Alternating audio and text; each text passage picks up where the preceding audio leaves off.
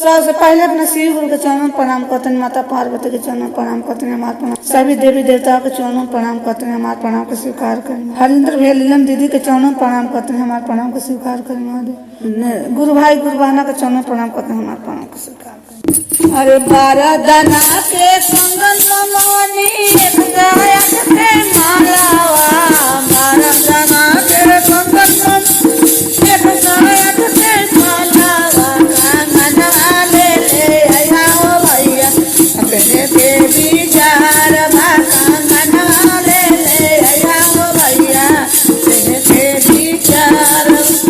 बारह दना के कंगन मनोनी एक गायक के मालावा, बारह दना कंगन मनोनी एक गायक के मालावा, कंगन ले ले आया ओ भैया अपने देवी जार।